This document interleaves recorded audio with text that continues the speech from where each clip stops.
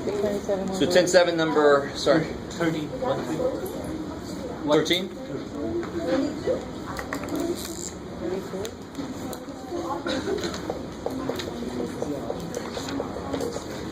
That one here? Yes, sir. Okay.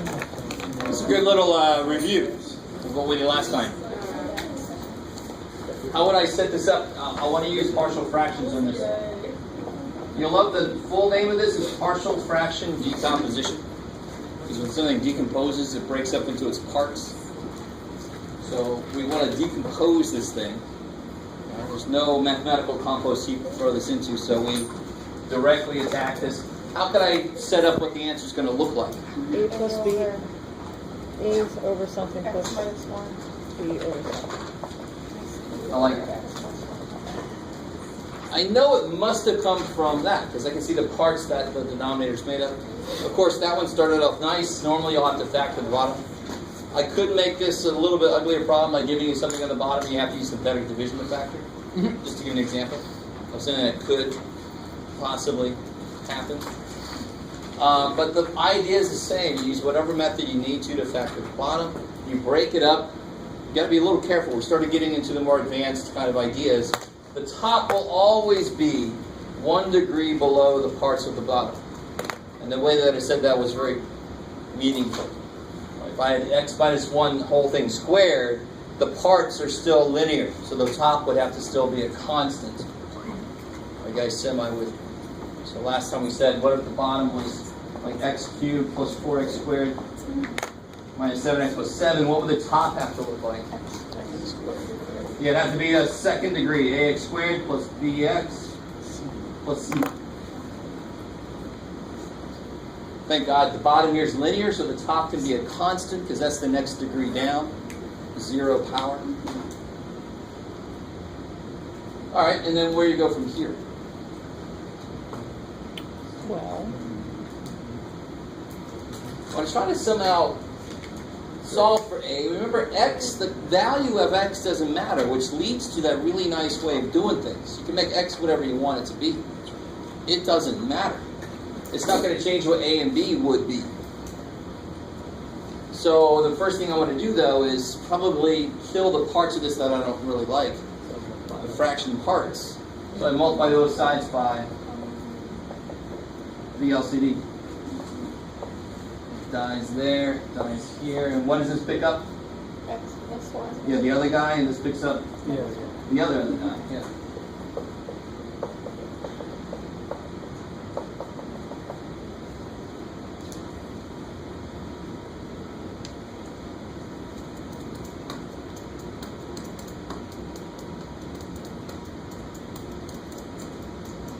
Now, just to show you something real quick, very often some of the shortcuts I use, when it's a very small, simple problem, they actually aren't so much shortcuts anymore. Let me show you what I mean here. If I looked at this, if I expanded this out, what must a plus b be? What does a plus b have to be, considering how many x's are over here? 0. Careful. So there's a constant of 2, so a minus b has to be 2. But a plus b has to be 0, and that's set up beautifully. I mean, I could do let x equal -1 and all that, but to be honest, it's going to be at least as short to do it this way, because it makes a very simple set of equations. You guys semi with me here? You can always equate coefficients. That always works. That will sometimes lead you to ugly matrices that I don't want to deal with, so then I can do that other thing we did. Let x equal -1, let x equal 1. But this isn't that bad. We get 2a equals 2, so a is 1. So then b must be -1. Just to kind of make sure, if I did do it the other way, I'm always worried whenever I do this that everybody thinks they have to do all this work at once. You do one way or the other way. So this is one way to do it. The other way is if x was what? 1. If x was 1, then this will be 2 equals A times 2, I love it. So 2a plus 0, and that's why we chose x is 1.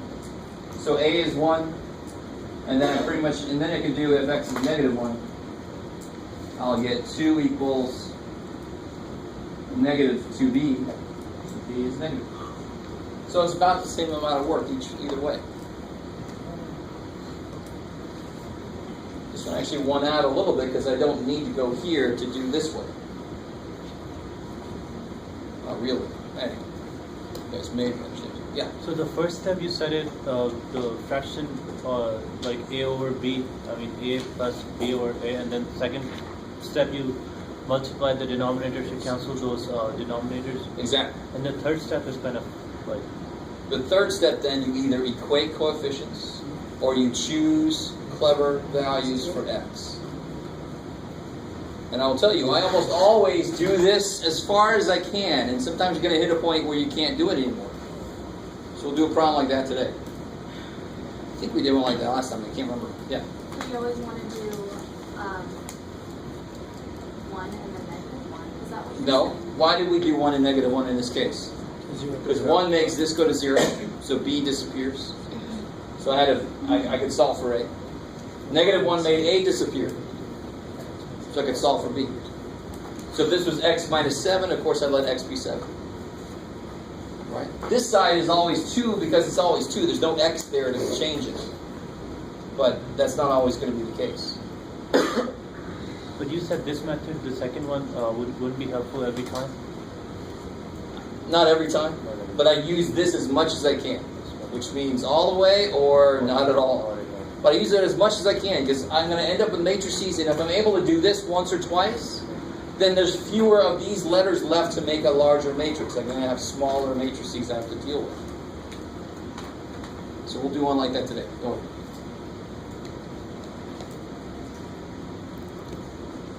So this is an interesting approach to a problem I don't think we've seen before. We write the form of what the answer is going to be, and then we start attacking it to figure out what's the parts that I don't know. It's actually a very classic method used in a lot of different courses after this. We do this all the damn time in a course called differential equations. You write what the answer is going to look like, and then you start attacking it to see the parts you don't know. It's going to look like that, but I don't know what the hell that is. Then you start working it out. It might feel like you're cheating, but you're not. It's okay. Any other questions from homework? Yeah.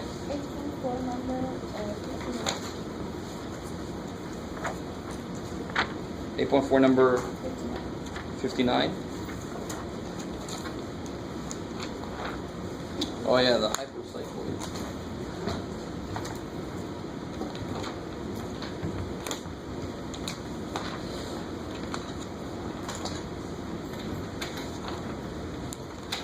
So this is back on page 570.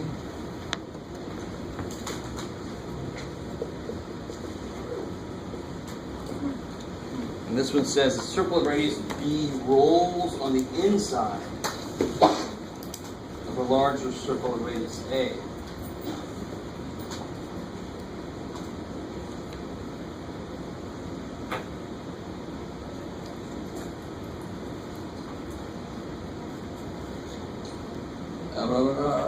Centered at the let P be a fixed point on a smaller circle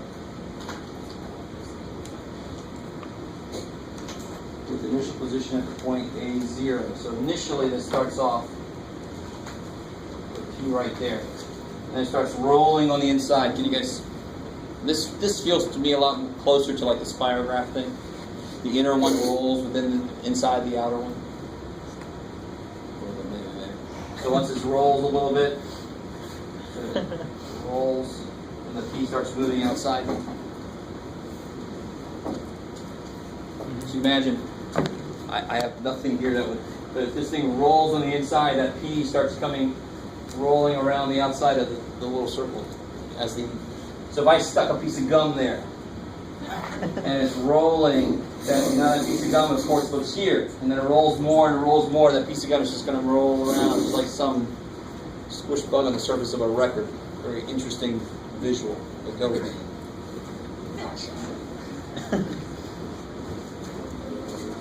So what do they want from us here? The curve traced out by P is called a hypocycloid. And then they want to show that the parametric equations are these.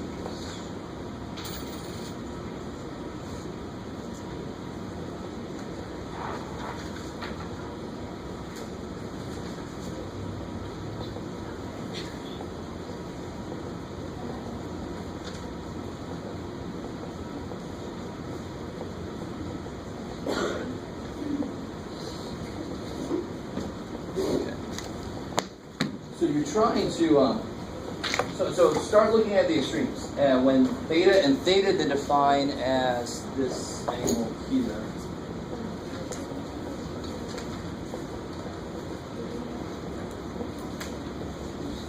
All right, so let me try to break this down a little bit for you.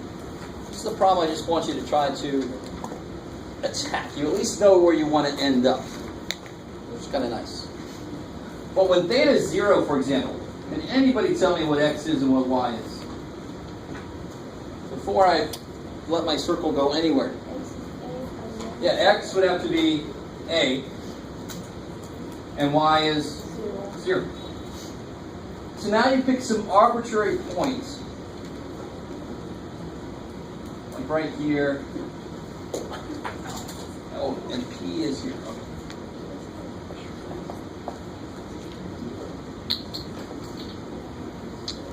Cool. Okay, cool. So you pick some arbitrary point that is moved a little bit later. So now P is at the point x, y. Everybody still with me a little bit? So you understand the idea here, the circle rotating inside the other circle, and you're looking at a fixed point on that circle. So the shape it's going to kind of draw, it's going to graph out as you go. You actually could plug those in to your graphing calculator in parametric mode. Pick a value for A, pick a value for B, to see what it's going to look like. So for theta at some arbitrary point, let's pick a specific point. Let's say theta is 45, just to get a feel for what's going on. Well, let's pick something a little bit more, so 30 degrees. Let's say theta is 30 degrees.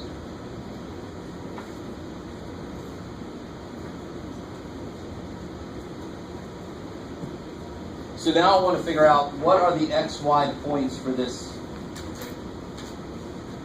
point P.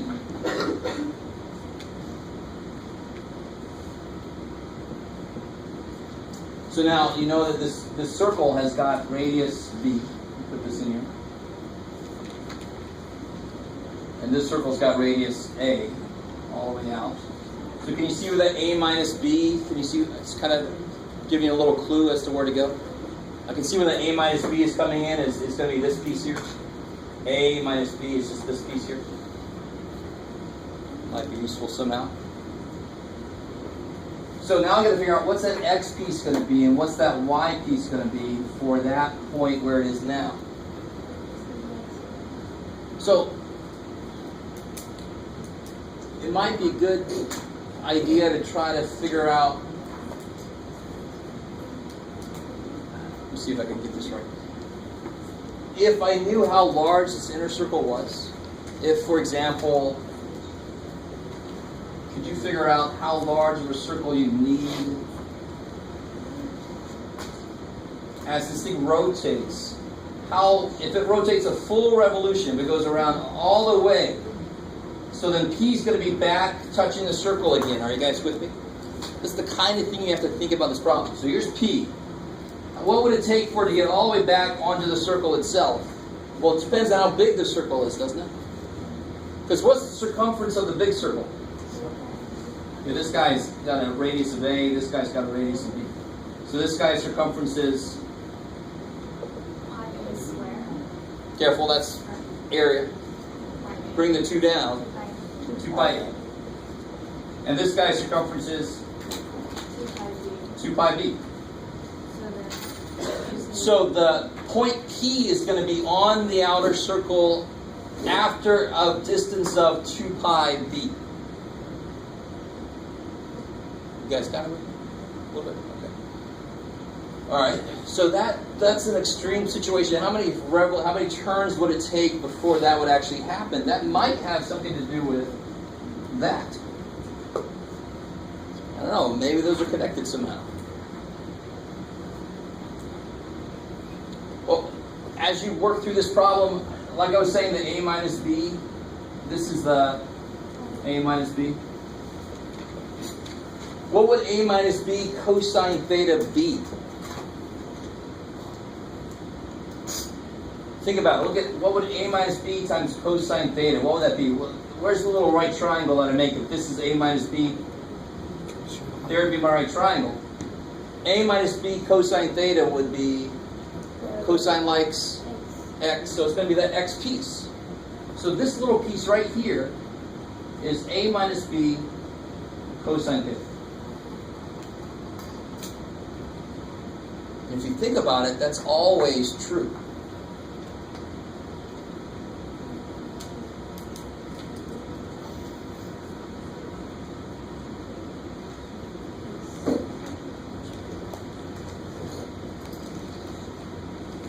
So, to get the rest of this, how could you possibly try to get the rest of this? So, for example, let me see how much it was.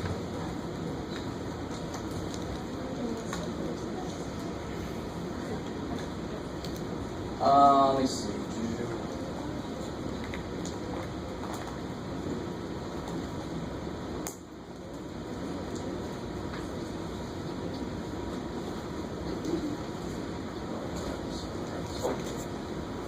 Well, all right. Well, bring it back in something from earlier. What's that arc length, for example? Yeah.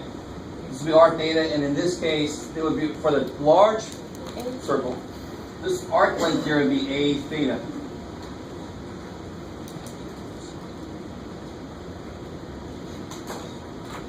And so every time that a theta is equal to this guy's circumference, that p is going to hit the outside again.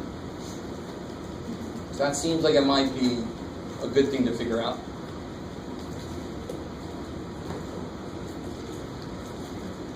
So,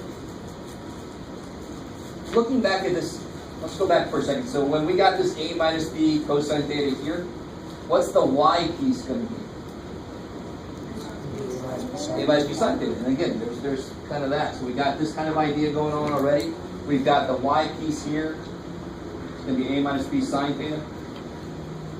Now, of course, do you see how, is the y actually the whole a minus b sine theta? Do you see how it's a little dip down to where the point P actually is? And it's a little, that's why I was myself up. A little stretch over to get to where the P actually is on the X, and it's a little dip down to get where the P actually is on the Y. That's a plus. Exactly. These are the little adjustments as to where it really, really is. Because the circle, wherever the heck it is on the circle at that point, it's going to be either pushed down or pushed up from where it would normally be. So it's pushed out a little bit for the X, it's pushed down a little bit for the Y. So now I'm going to figure out, well, what's this little piece here? That's how much to push down on the Y. I mean, and again, these kind of problems are really intended to see how much can you, number one, get past the, well, if I don't get this one, he's not going to care that much. And just actually get into it, try to do something with it. And I don't blame some of you guys for not trying this too much at all, because you get to a point where this is too new, I'm not really sure what I'm allowed to do. I've never seen something like this. I don't know what the hell they mean by this. That's where I, as a student, would start, back when I was a student, we didn't have Google. Now it sounds like, we had to walk uphill both ways. Nowadays, we could just type something into the keyboard and get an answer. So I would go in and search hypocycloid. I would try to graph this thing out to see. I'll bet you anything they have some beautiful animations that go along with this that would really help you figure this problem out. Do you need those to do this problem? Not necessarily. Would it help you? Hell yes. Right? So I don't know if you try to look up anything. I'll bet you anything somebody's animated, made a little Java applet for this thing. Are you guys at least with me? We've recovered parts of these. Then I start to really focus on, well, what's the other part got to be? So how do I get that little piece there? That's where you really start to focus on now. And you got like a little right triangle here, but it's definitely rather strange. Right? I mean, what angle is actually in this thing? That's why this thing is so freaky here. It's because the angle you're working with up there has got to be somehow related to this angle. It also has to be related to the how big each circle is. So I don't want to finish that out because there's a lot of you who didn't quite make it as far as we just made. We are not done, but we are at least to the point where you know what to focus on. These are easily explainable. These not so much, but at least you know what to look at now. So I'm going to go ahead and leave the rest of it and see if anybody else tries to finish it. Did you get to this point? No? Okay. And there's no hope. Huh? There's no hope. I always pretend like there's hope. I have to pretend. Right? And again, at the very least, next time I'll maybe even today, I'll look up and see if hypocycloid, if there must be animations. This is exactly the kind of thing somebody would love to make an animation for. Little circle rotating. And that would, and I'm sure as you search, you will also find this thing proven. And then that's the most help you could ever hope for, is to actually have it already proven. Right? And then you write it all down, you're like, there you go, Jeff. But even if you find that, at least try to make sense of why it works. See, I've given some of you even more hope. You're like, I can get one more problem done because the proof is out there somewhere. X-Files has now changed. It's not the truth. All right. That might be... I'll leave it. Yeah.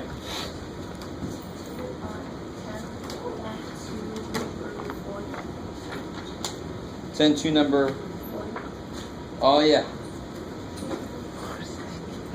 Alright. You guys got that? Yes, sir. And I've got that. Sure. Alright. Recording? Yeah.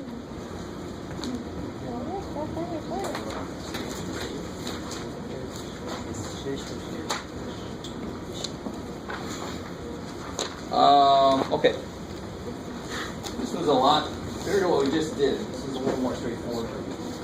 Still a little freaky.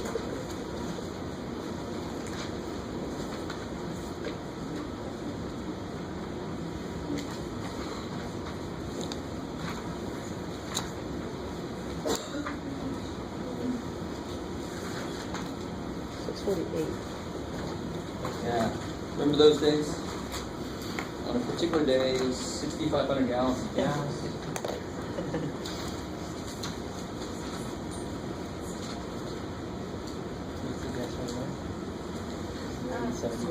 Yeah.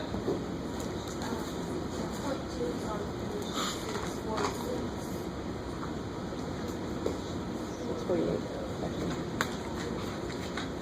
648, yeah, thank you.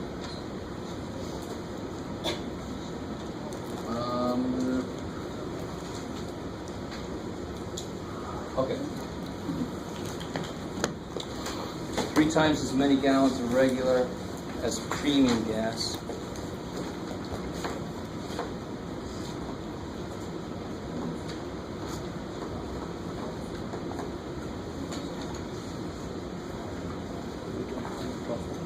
Okay. So I can see I've got 3 unknowns. The gallons of regular, the gallons of premium, and the gallons of premium. So let's call this one R. Let's call this one P. And let's call this one M because it's already got a P. And I've already got an R. I don't like E, so we're going to use that. Can you guys see where my 3 equations are going to come from? I know I need 3 because I have 3 things here. And what do these really represent? Physically, what does R represent?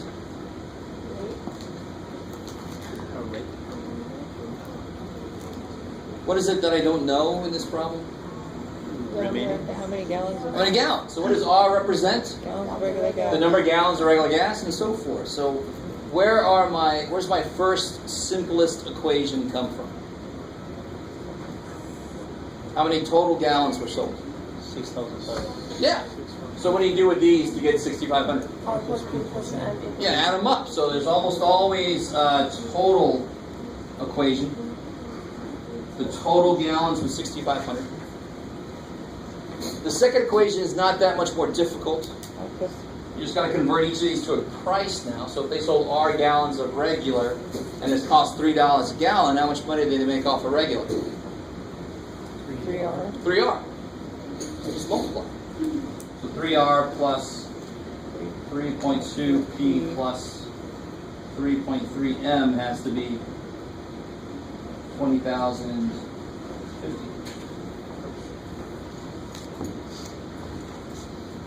And then the third equation is the true simplest equation, because 3 times as many regular as premium sold. So regular is 3 times premium, which I call M.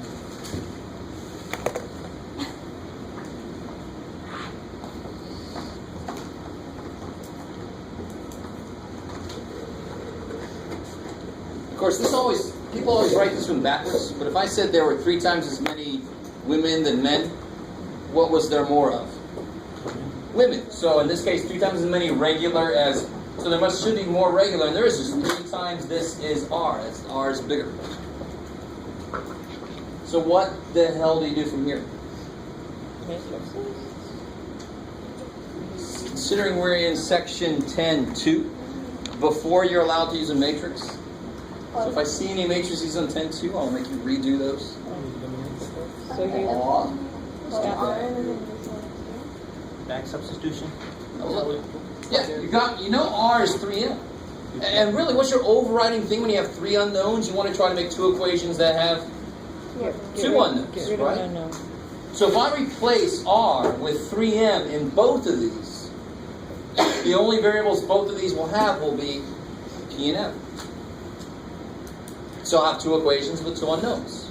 That kicks ass. I don't have to do the normal elimination of a variable between 2, because I can more subversively eliminate a variable.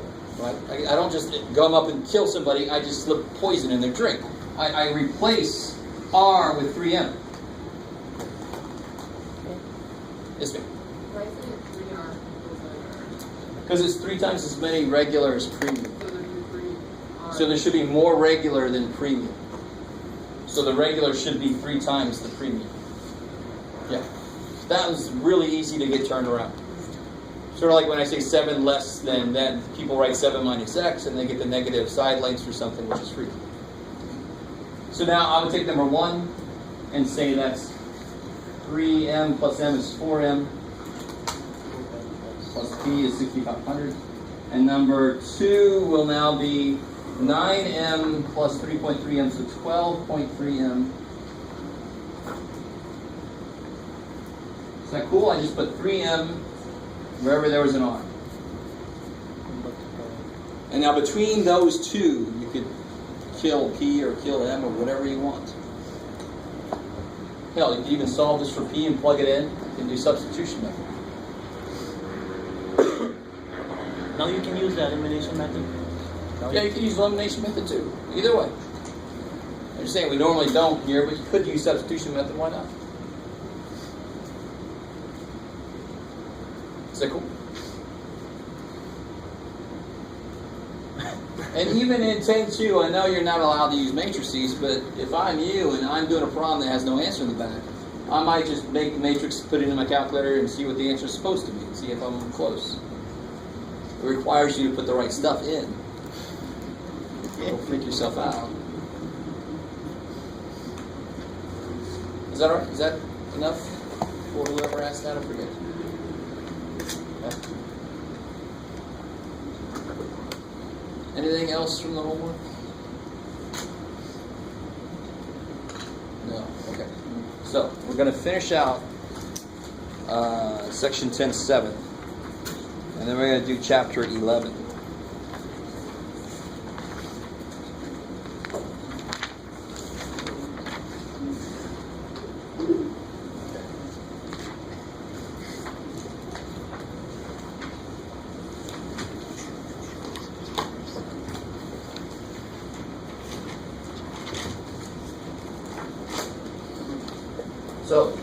just to kind of catch us up here a little bit, we had, if I have something over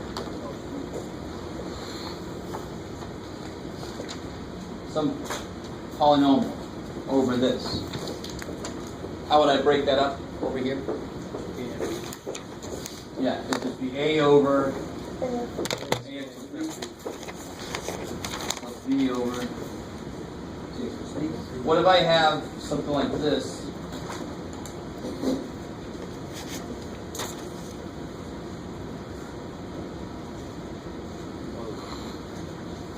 Let's take care of this guy, right? Might as well do him first. So it's going to be the a over ax plus b again. B over C x plus D over x. B over cx plus d. Squared. Oh, one more. C plus C over. Right? Plus c over cx plus d. Let's do Squared. Plus d over cx plus d cubed. I've got to cover all my bases.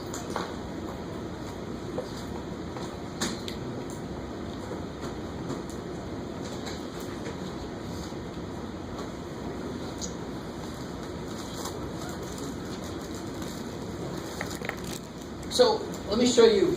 Let me create a problem and have it real quick.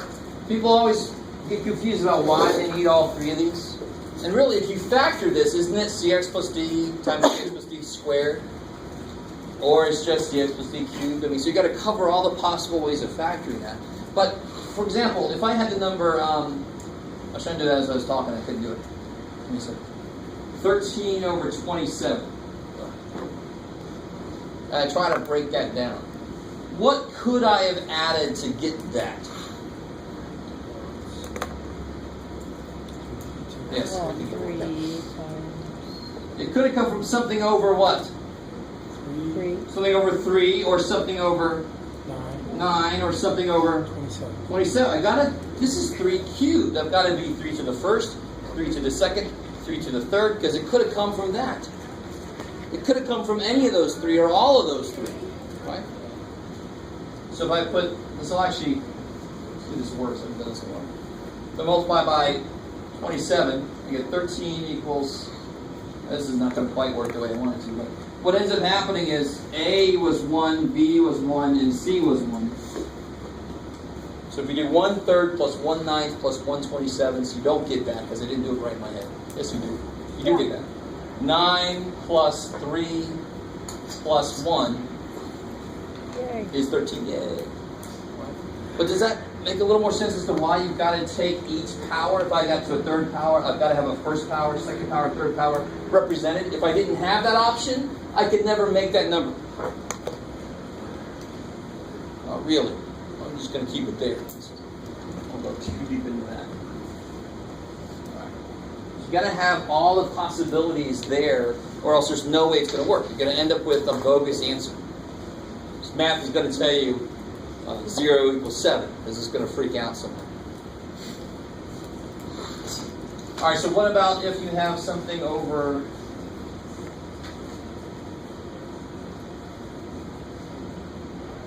And this one you can't factor any further.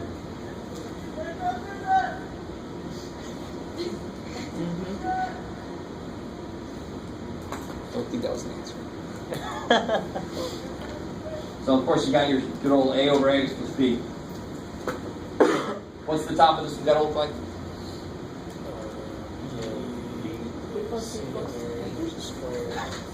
So it's got to be the most general first degree thing you can have, which would be bx plus c. So the only thing I left out that could possibly happen, we had linear, repeated linear, quadratic, repeated quadratic. So I could have something like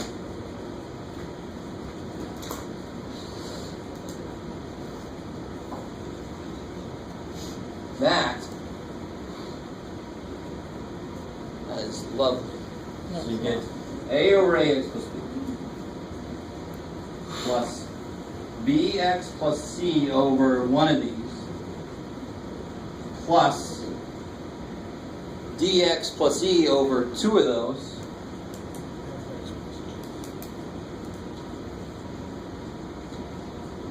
Plus fx plus g over 3 of those. Whew.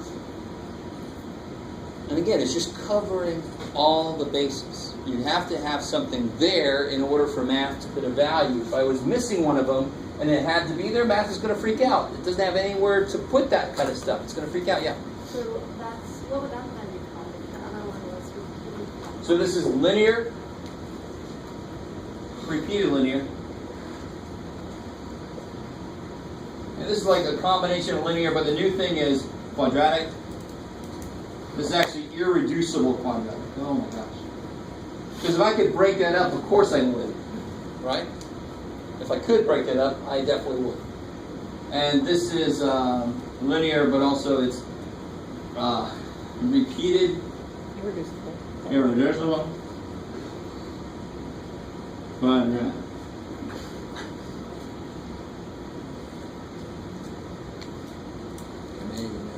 So let's try an actual concrete problem now. They got all this spelled out on page, well actually they have it spelled out over several pages. 693 is case 1, then case 2 and case 3 are both on page 695, and then case 4 is on page 696. Alright, so if I'm you, I would not be writing all this down really, unless you already did, which is fine. It's just a wasted piece of paper, but it's all in there. It's a little bit better written in there than what I could write up here. So let's try a problem out like one of these later ones.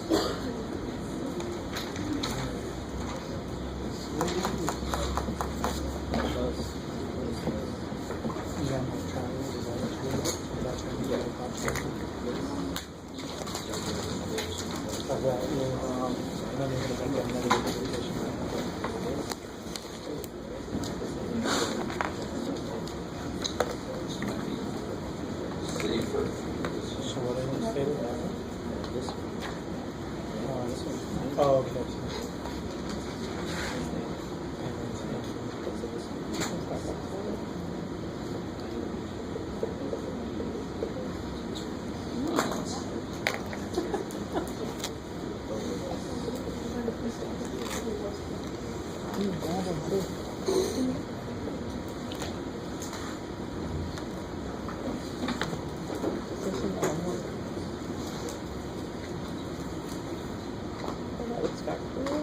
No, there's an I in there. That sucks.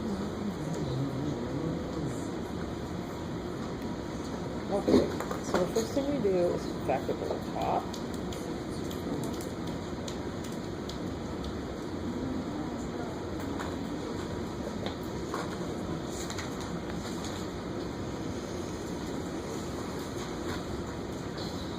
Okay, A over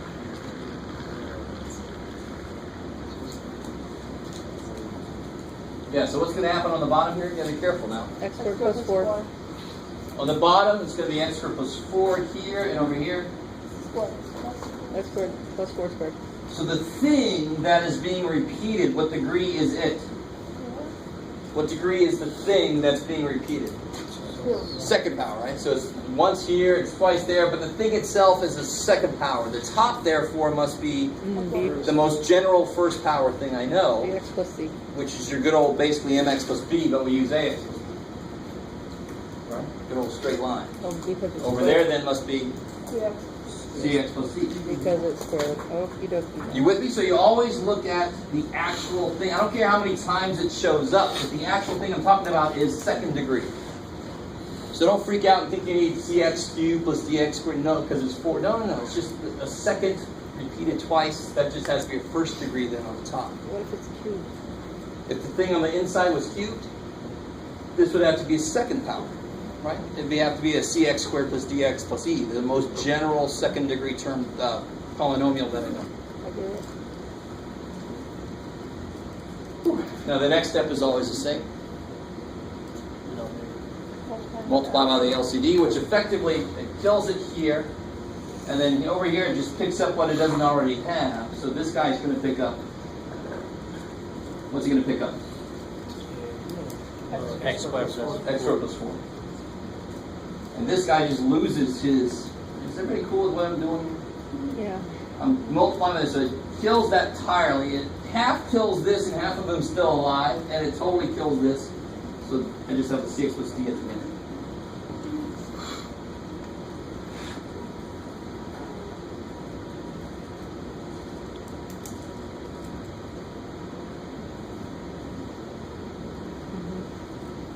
Now, can you guys see how my method does not quite directly work here? What could you put here to kill this? Not a whole lot. 2 minus 2. Both of those would end up with 8. -2. That would, what she said, end up with 8. 2i. And do you want to do 2i? Oh no. No. Hell no do I want to do 2i. It would actually work. I just don't want to do it. I don't blame you. So you could just multiply out and just directly relate coefficients. And if you'll notice, you'll get ax cubed here. Are there any x cubes? So then right away, what's a? 0. Cool. Right? And you kind of know that because the degree of the top was 2 below the complete degree on the bottom. I'm not going to have any x cubed show up. Right? Are you guys kind of with me on this? So, on this kind of idea, I could always teach just the completely most general way to do this, which is to just equate coefficients. And it's kind of the way I'm going right now. So, but I want to point something out to you. If you did make x 0, what would happen? That would go away. This would become 4b plus d. You guys with me? Because that would be 0, that would be 0. That would be 0. It would be 4b plus d equals 8. And then you can figure out Oh, so A and B would then be like, or A and C would then be like. a little bit to do there, but it still doesn't really help me out fully. It doesn't make me have just one variable left, right?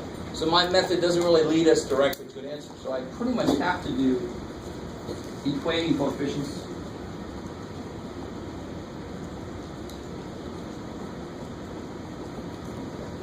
And so this is probably a good idea. I don't know if I've ever, we need to look at a complete equating coefficients idea. So right there, equating coefficients means this goes with the x cubed, and of course there are no x cubed, so right there I know a is 0, like you guys told me. What goes with 2? Yes, was there? Yeah, this b. That's the only term in front of the x squared, so b must be 2.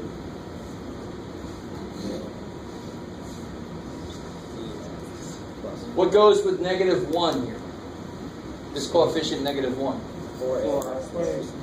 4a plus c. So 4a plus c must be -1. And what must be 8? 4b plus d. Yeah, everything that doesn't have a variable attached. 4b plus d must be 8. And the really cool thing about b, Sure. b is 2. So d must be 0. I love it. So yeah. So now I know b is 2. You throw in a 2 there, so d must be 0 to make 8. And I know a is 0, so c itself must be -1.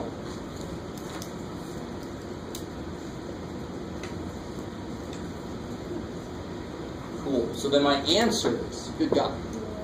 And it's very easy to lose track of what the hell I'm trying to get to. But I'm trying to fill in these blanks. And we just did. A is 0, B is 2.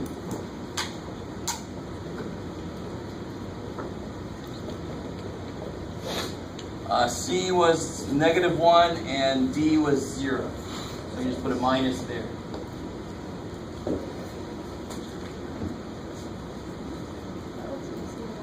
Funky. Yes, ma'am. So, how is it that you came to the decision that D was 0 to derive the other answers? Do it one more time. I'm not following how D equals 0. How B? How D. D? Oh. Because if you figure out that D is 0, you derive all the other answers, right? Divide all the other. So, are you cool with B is 2? I'm Yeah. cool with Okay. these two. So the minute I know B is 2, Alright, I can solve for D. So -8 minus 8, D must be 0. Cool. You're welcome. Should that be X above the second? Yeah, C was that thing. C was in front of the X. Oh, cool. Yep. Why did you do the 4X with C was negative 1? Did you just think of anything else? You can see that C is correct with negative 1? Or is C negative 1? Well, because both 4A and C are in front of X. Now we did know that A was 0. So you can either bring it in right away or you can bring it in once you write these equations down. Yeah. Maybe. So this is more of a puzzle, really. And there's specific ways you can attack the puzzle. The way that will always work, it will lead you to ugly things sometimes, but the way it will always work is equating coefficients. This one wasn't really that bad at all. But sometimes what will work is the letting X be a value that will clear stuff out of the way, that will kill parts of your problem. Okay, let me see. Let's try one out. Here, this is ugly looking. Yes.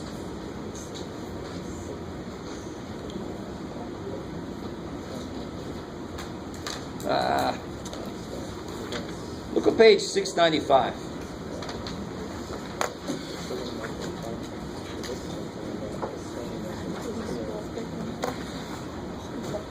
And for that matter, 694. See example 1 and example 2. If you could set the author down, what would you suggest they do first? Do you see how they got to these tremendous matrices? Not tremendous, really, but on example 2, it's a 4x4. You guys with me? All of you that aren't bookless? All the bookless out there must just listen. So example 2, they end up with 4 equations with 4 unknowns. What did they not do first that would have actually made that a lot easier? Can you guys see what they skipped, what they did not do? Substitution. Again, those are the books. You know, but I appreciate the guessing at the answer. Multiply with the LCM. They didn't let X be 1, for example. They didn't let X be 0. Right? I know that's what you're about to say next. Of course. You're like a different take on the monkeys banging on typewriters to see how long it takes to make Shakespeare. Yep. Or like the Zoolander when they bang up on the computer. Yeah. It's in the computer. Wow.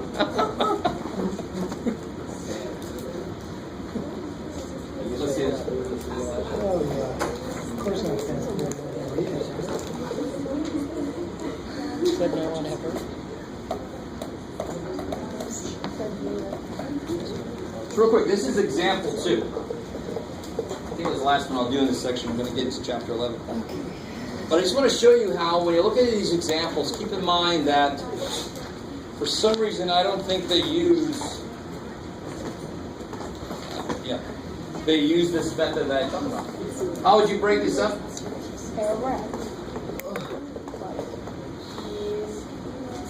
X minus 1 squared.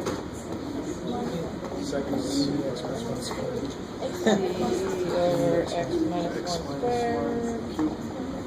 D X minus 1 cubed. Oh, good. Right, you start to lose a little hope because there's a lot of parts to it. And if you do it the books method, you're going to end up with some matrix that has all these 4 letters in it. But there's no need for that. If I multiply by the LCD, this guy's going to pick up 3 of those. He's going to pick up an X in 2 of these. He's going to pick up an X in 1 of these. He's going to pick up an X. Is that cool? Just everybody picks up what they don't already have because they don't have it to kill it. Okay? So what's the smart thing that we would do with this problem? Let X equal something. Yes, let X equal 1. Yeah, X is 1. I get 2 equals 0 plus 0 plus 0 plus D. 2 is D. Yay.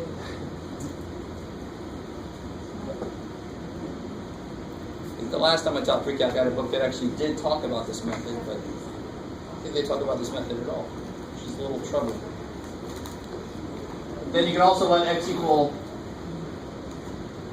what else would kill something? Yeah, 0. Then you get 0, 0, 0. So here you get 1 minus 1, okay, 0 minus 1 cubed, negative 1 cubed, so you get negative a equals 0 plus 1. Negative a equals 1, so a equals negative 1.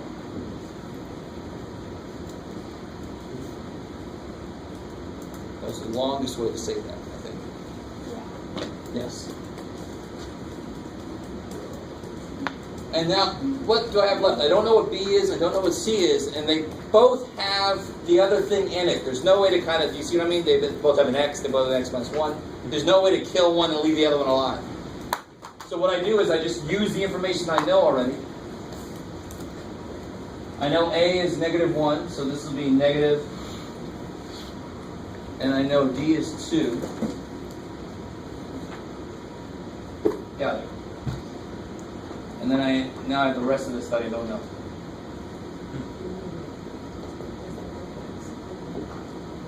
Now I just simplify this and pull it over, and now I've got kind of a smaller problem to work with. So x squared plus 1 plus, if you cube this out, you'll get x cubed minus 3x squared minus 3x plus 3x minus 1. Minus 2x. I just took all this over. Is that all right? So I added x minus 1 cubed, and this is what it looks like if you expand it. If you multiply it out. Yes, ma'am.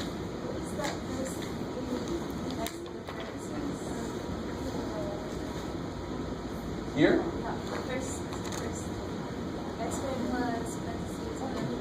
Oh, that's a 1. X squared plus 1.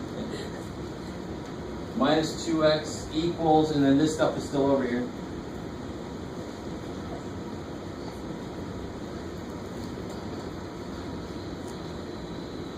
So now if I put some stuff together here, I get negative 2x squared, get x cubed, I get plus 1 minus 1 is gone, minus 2x.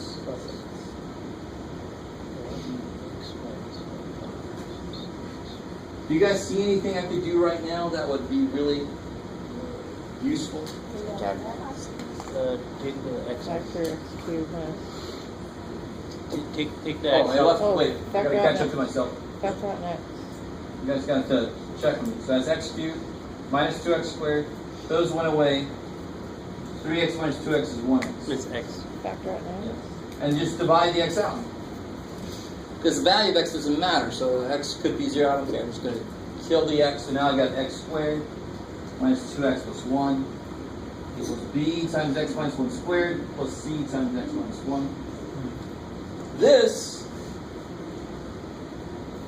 is factorable. Yeah, and then an x minus 1 dies. I mean, this problem is just, all the bad parts about it are just kind of going away. So this is x minus 1 squared. You guys with that's x minus 1 squared? And then I can divide an x minus 1 away.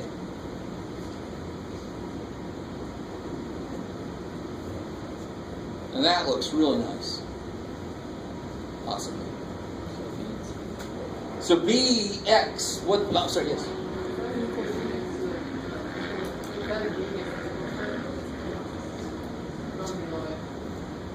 Oh, that's still a b, yeah. I got lazy down here. Alright, so let me back up here a second. So if this is what I mean by I do this as much as I can. I did it as much as I could, and there was no other way for it to lead anywhere.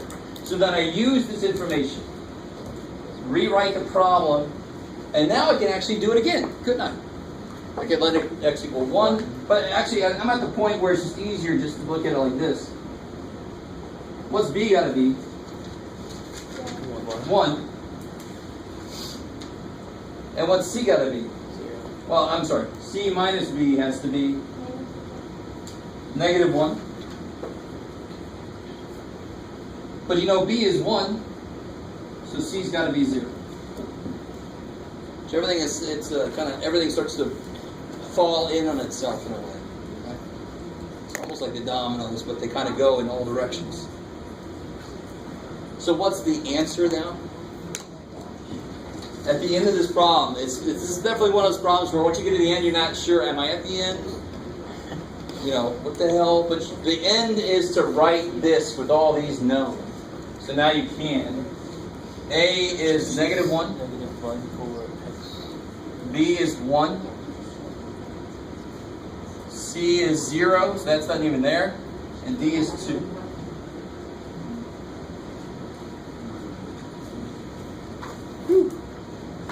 And that's the same thing they got, page 695. Of course, theirs looks a lot quicker because they skipped the whole step of solving that matrix. They said, solving the matrix we see. So they kind of skipped a couple steps, to say the least. All right, how do you guys feel about that, partial fractions? I mean, that's something, if you're still not sure about it, it's not as bad as it looks at all. It's something you really sink your teeth into. It's not quite like the problem of the circle rolling in itself or the trig functions where we really have to have a feel for the concepts. This, you can just sink your teeth directly into this. Okay.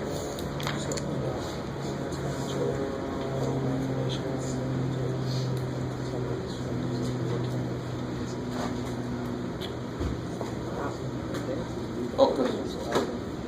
I know.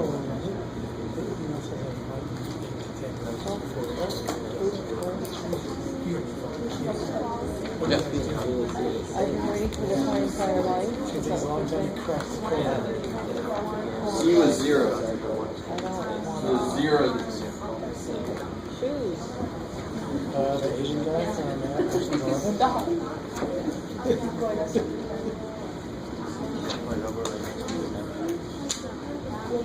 Ben Affleck, the movie The Town.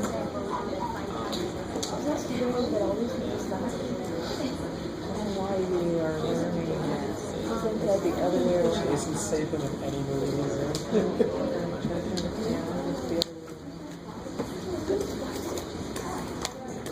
Thank you. I think. You were thinking.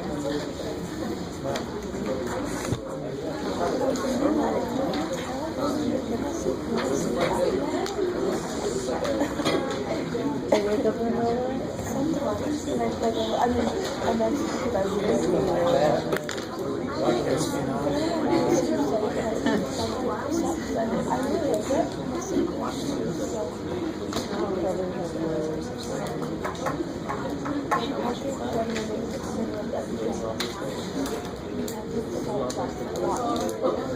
nicer people, the nicer you are, the nicer Did you read that?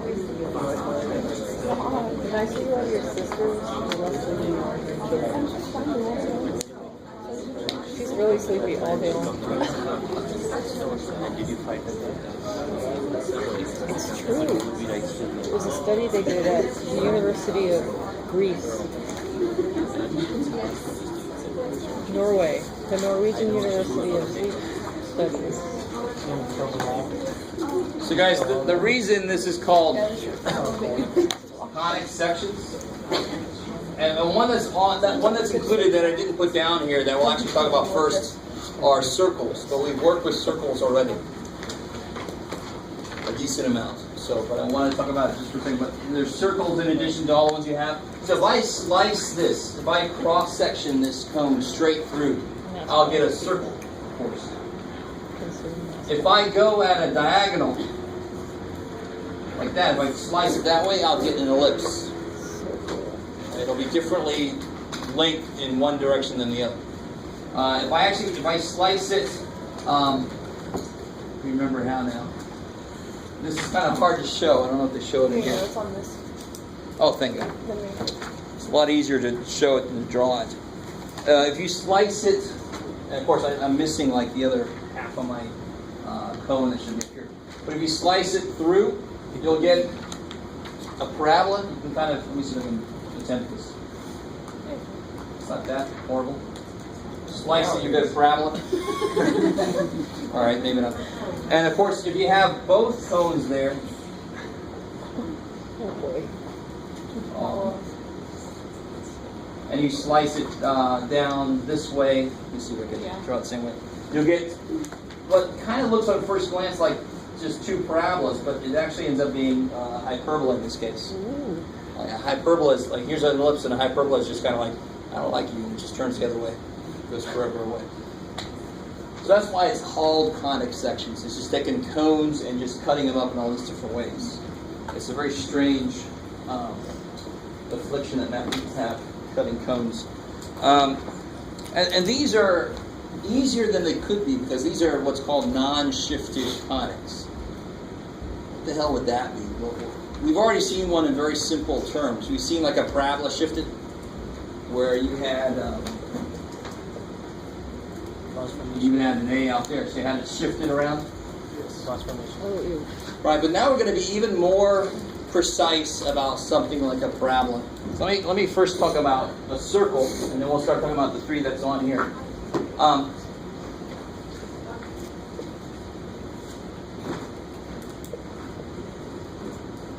So the equations of these shapes must come from their definition. So math is just English translated. So if I take the definition of a circle, and I should be able to translate it into a math statement, work it, and I'll get the equation of a circle. So what is the definition of a circle? Two square terms, same coefficient. That's a byproduct of what the equation turns out to be. But a more basic definition of a circle. A circle is circle, like this. Circle is a circle. I like that. Points equidistant. The points, it's a collection of all the points Equidistant from the point. that are the same distance from a point called the center. I love it. So a circle is the collection of all points. So you can draw one with a string. One of my favorite words, equidistant from a point called the center. So given some point, and this is the non-shifted, so we're going to use the point 0, 0. If it was shifted, we use the point HK. So here's the point 0, 0. So obviously a circle would be all the points that are the same distance away from that. That's probably the best circle I've ever drawn in my life. Which is really still bad. This is why I teach math and not art. So how the hell, I want to translate this definition into a mathematical statement. Okay. Well, first off, let's all agree on a symbol we use for this distance, right? They all are equidistant, so they all have the same distance. So I can call it anything I want to, and so not surprisingly, I'm going to call it R. That makes some sense. We could have called it anything we wanted to. But I said something, so then we're going to call it R. What point is this? P. Same thing I asked you if I said Bob makes twice as much money as Frank does. Well, how much money does Frank make? 2. I don't know. But we're in algebra class, basically, so he makes X. Well, so what point is that? X, Y, love. So the definition of a circle is, and I could have put it right here. What point would that be? That would have been X, Y if I would have put it there. X can be negative, so I don't have to explicitly put a negative sign on there. So I want you to realize X, Y represents any and all points on this circle. You with me? I just happened to put it there because I'm a human and we tend to go for the first quadrant when we do this. So it's got to be equidistant. Okay, what's the distance here then? Don't tell me R, tell me in terms of these points. That one formula. What's the distance between those points? How do you get the distance between 2 points? You probably use the distance formula.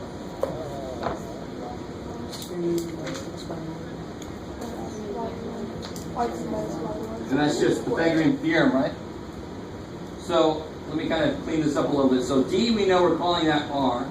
Let's square it, get that square root out of the way. X2 minus X1, well that's X minus 0 is X. So the x2 minus x1 squared. Yeah, ma'am. So X2 minus X1, that's X minus 0 is X squared. And then Y minus 0 squared. And of course that's what we know. We know that's the equation of a circle. So that's not overly dramatic of a thing there. It's pretty quick. So I'm going to spare you a little bit. I'm going to show you the ellipse one when we get to ellipses, and then I'm going to tell you that hyperbola is basically the same thing. So I can spare you a little bit from that. So circles we used before, and the nice thing is these are non-shifted. There's not going to be any HK talk. The shifted ones are in a section we're not going to get to. So let's transition into, actually, let's talk about ellipses, hyperbolas, and then we'll come back to parabolas at the end. Why not?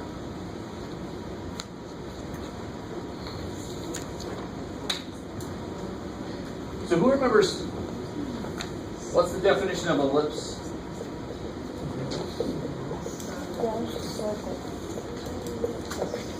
Circle that's squashed. Yeah, it's a circle that's been squashed somehow. Somebody left it laying around, somebody stepped on it. Stewie said from family. Let's see, a little more formal definition is it's the set. I've got it sitting there on that sheet. Let's see. It goes A and B. I was waiting for somebody to yell, Set well, of Jeff, it's all the points set of all in a points. plane There it where is. the sum of the distances from two fixed points. Yeah, where the sum of distances from two fixed points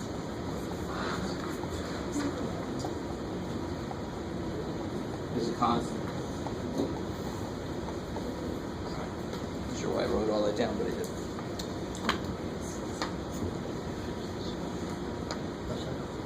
So what you do is you set up two fixed points. And someday I'll actually do this, but I don't know if you've ever seen this. You can put two nails with a string in between. Put a pencil in there with the string. So it looks like, here's the string, put your pencil in there, so the string's there, and you start to trace out this shape. And the constraint of the string is going to make you trace out an ellipse. So you can actually do this physically. Right? But I didn't do it. It's too bad for us. So here's the idea. Again, just pick so I know what it's going to basically look like, but just pick a point, x, y, that's going to sit on this thing. So that means that this distance plus that distance must be a constant. So considering two things, this is a non-shifted ellipse. So I can put the center right in the center. And it doesn't really matter how I set this up, because I can always shift it later if I want to. By subtracting, adding to the x or to the y. We're going to call this, now these are equidistant from the center. I'm going to put the center right in the middle. So I'm going to call this one C0 and this one negative C0. Just to give it a name. So far so good?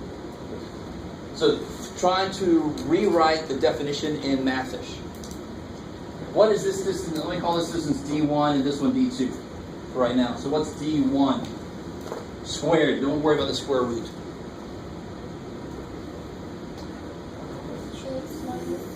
Let's worry about the square root, sorry. Let's keep that in there for right now. The square root of? X minus. Careful. X minus negative c. So x plus c squared, right? x2 minus x1 squared plus y2 minus y1. So that's just plus y squared. What's d2 going to be?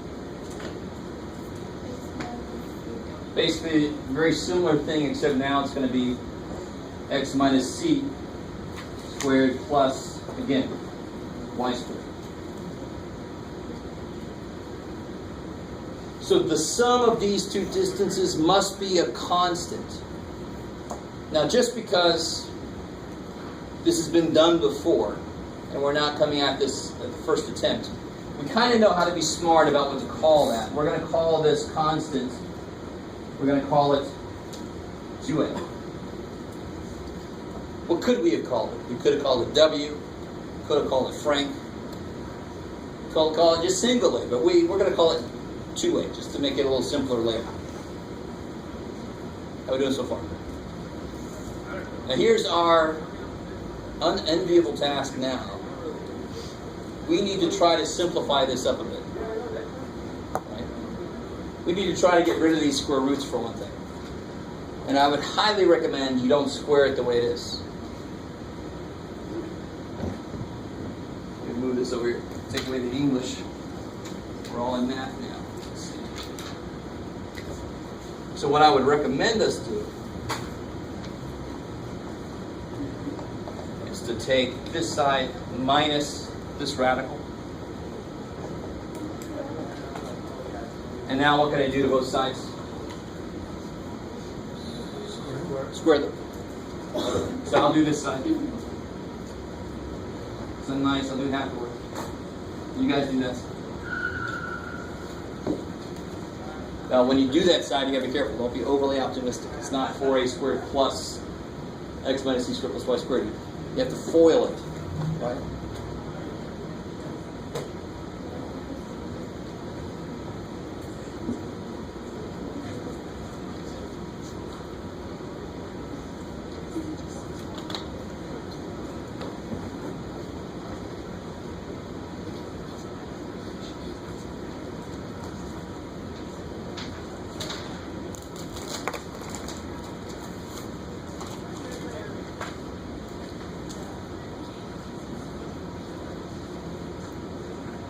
Okay. 2a times 2a.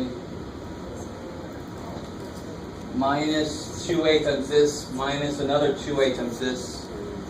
So minus 4a times this. Plus, this times this makes the square root go away.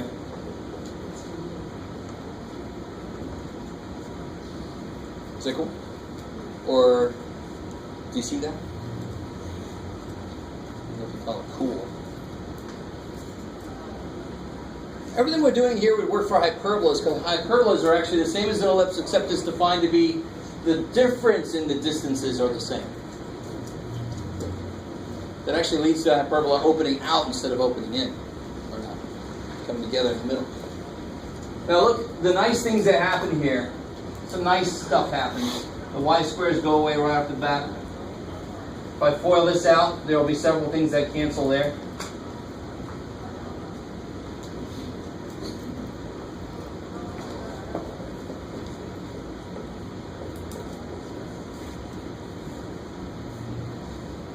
So these x squares go away, these c squares go away. Is that cool? Yeah.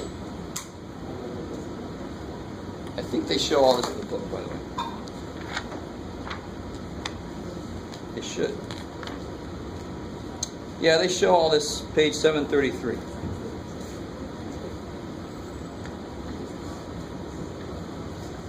All right, so let's see what we got. So what do I do whenever I have two radicals in an equation? I square it once, I get the radical by itself again, and I square it again. Yes? At the end, are those absolute values? No. Where am I at? Crossed out. Oh yeah, those are crossed out. That x squared died there, the c squared died there, yeah. So I want to isolate that radical again, so I'm going to add it over to this side. So on this side now I'm going to have, subtract the 2cx, I'm going to have 4a squared minus 4cx. That was a lot better than it did a minute ago. And again, this is all on page 733, so I don't know if they do exactly what I'm doing, but we'll see.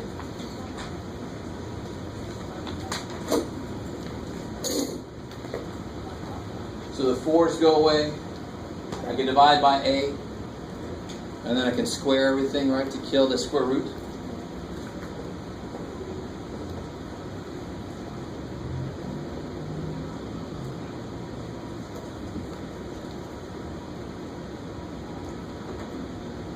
So if I square again, Equals go away.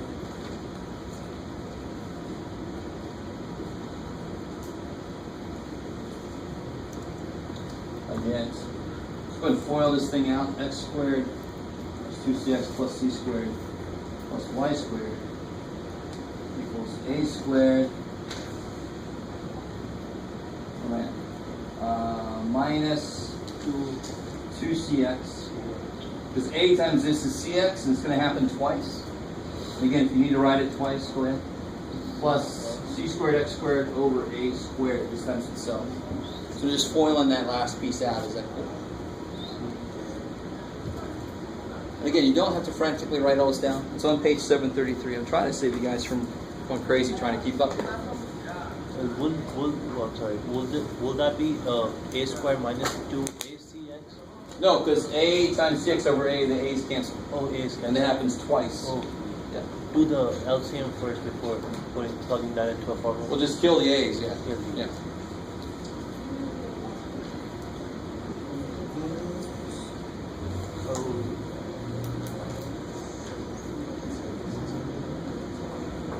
So what I can do here is try to collect my x squared stuff and my y squared stuff together a little bit. Right?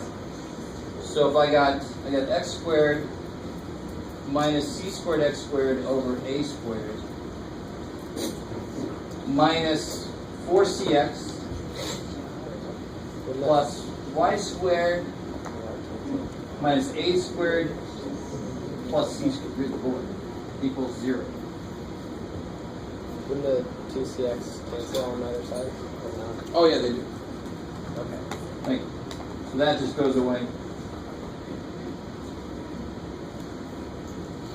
Is that a little bit better?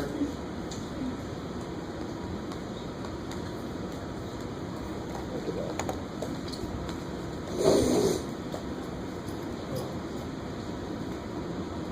So if I put this together, let me see here.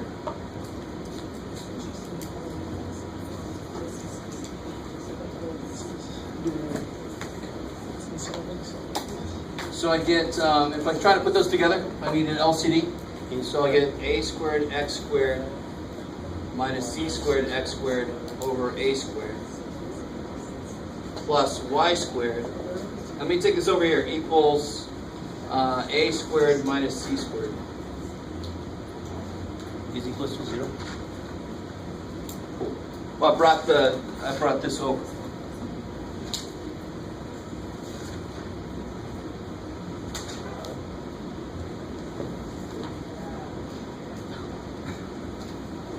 No. So we get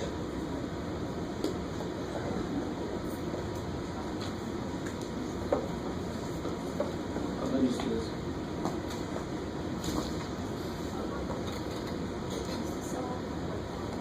Say again. This is 11.2. Yeah.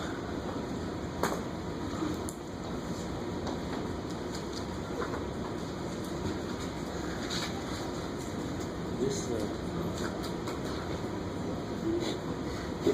How are we doing so far? Is that? Yeah. this equals to sign has to be on the right hand side, or can it stay in the middle? Because So I added a squared and subtracted c squared over here. And then this all stayed there. Alright, so now stay with me. Let me call, again, I see something that's repeated here. So it kind of makes sense at this point. What's the only letter I'm kind of leaving out, poor little dude? B. So I'm going to call this b squared. I'm going to divide by it. So I'll end up with x squared over a squared plus y squared over b squared equals 1. Yes, ma'am. Why did you put b squared? Is that because Because I'm going to, what is a squared minus c squared? Something I don't know. What can I do with something I don't know? Call it anything I want to, because I don't know what it is, right? So, I mean, again, whenever we do this, it feels like cheating, but why write a squared minus c squared when you just collect it into one unknown? What is a squared minus c squared? A number I don't know. So let me just say b squared equals that number. Why can I do that? Why the hell not? Yeah. So you're saying you're not like changing it up, you're simplifying the equation just by using a collection of terms or another variable. Exactly. It's sort of like that u substitution thing that we did before, but this is even more than that. This is the definition now. Because you see it more than once. If I ever see b squared, I know that it actually equals a squared minus c squared. Right. Or even better, if b squared is a squared minus c squared, what's the only letter I don't see here anymore? C. C. So I'll know what A and B are, because they have to give me the equation. If I know what A and B are, I can figure out what c squared is. Now what does that look like almost? Pythagorean, except it's got a minus in it. How do you remember that? Because it's an ellipse. The equation for an ellipse has a plus, its c squared has a minus. Hyperbola has a minus, its c squared equation has a plus. I see that as a bonus. I can remember it easier. Some of us will see that as, no, it's not, Jeff. C squared's always a squared plus b. What the hell? But it's, let go. That's not what this is all about. This is replacing those two letters with one, making it easier, and it leads to this being the truth. We only want to do that when you see that those collection of terms repeated. Yes, that's a good reason to do it, is because now I can replace 4 letters with 2, right? Yeah, A and C now become B everywhere I see it. All right, so let's see a specific example. I think.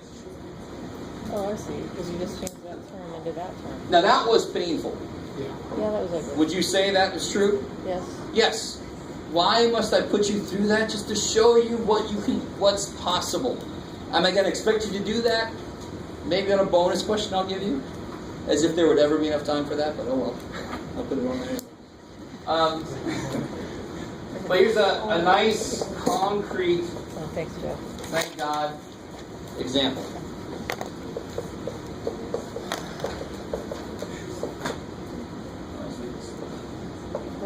Oh, good round.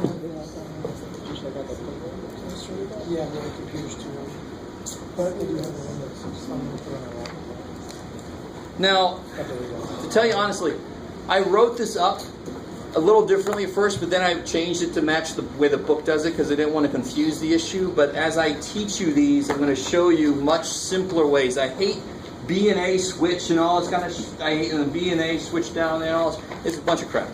It's a much simpler way to know what's going on. Where's it going to be longer? In which direction? Well, which number has a bigger number underneath it? Which letter has a bigger number underneath it? X does. This will be longer in the X direction. That's kind of like what they're trying to capture there, but and I almost can't blame them because it's hard to capture that in general without doing all of what they did. But it's that simple in practice. So here's the idea. What ends up happening, and now I've kind of forgot how we set this up, but A and B, these are going to be, for example, the largest X could be. Can anybody see what the largest X can be is from 4. just 4? The minute that's 4, that's 0, and that's it can't do anything more. If I try to make this bigger, this can't be negative to take it back down to 1. With me? So then it makes sense that this actually tells you how far it goes out left and right. The biggest X could be is 4, the smallest it could be is -4 for the same reason. So this directly relates to how far it goes left and right. This directly relates to how far it goes up and down. And actually, that's not just put those together, and you're basically done. To be a little more technical, A squared is 16, so A is 4. This is called the semi-major axis length. So the major axis is just twice A. Why does that make sense? Because if it goes from -4 up to 4, how long is it really? 8. Twice 4. It's 8.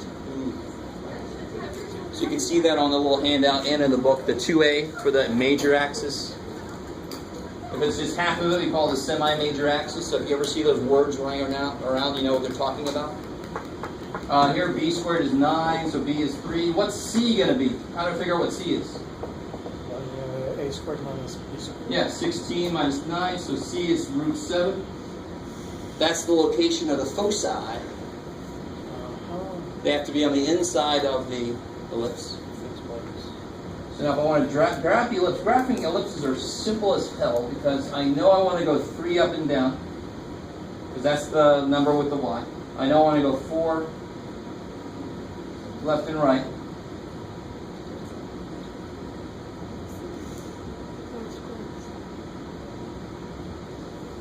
Woo. Okay. Well, for me, that could have been a circle, but we know it's an ellipse. And C equals √7. √7 is what is √7 about? Somebody help me out. Yeah. 2 point something. Yeah, I agree. 2.64.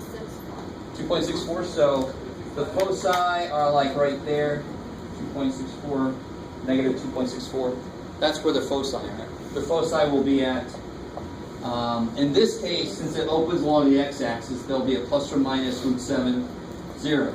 If it was longer in the y direction, they would be at 0, plus or minus whatever. Yes, ma'am.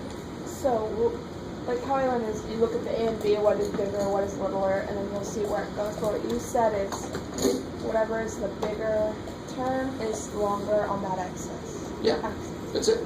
And that'll be where the foci sit. Yes.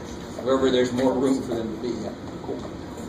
So if I would have just flipped these around, it would have been this, and this would have been 0, comma, plus or minus root 7. I wish I would have done that before. Never thought of that. But it's that simple. And the hyperbolas work the same kind of way.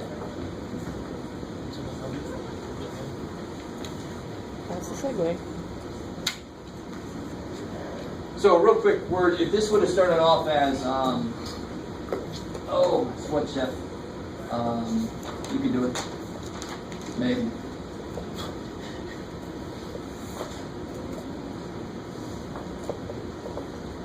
That would have been the first place. Of course, what's the thing that's not right? 32. Yeah, this is not equal to 1. Now, if this was equal to 1, that would be horrendous. But if that was already equal to 1, what is x squared actually over in this case? 1/2. Because what's in the official general formula for ellipses? What's here? 1. So if there's a whole number, you actually take it down and make it 1/2. And this is the thing that some of you guys aren't good with. If I divide by a fraction, it's the same as multiplying by that reciprocal. So I'm just doing that in reverse. So what's actually underneath here? 9/32. So then A would be root 2 over 2. B would be 3 over root 32. Blah, blah, blah. You guys kind of with me?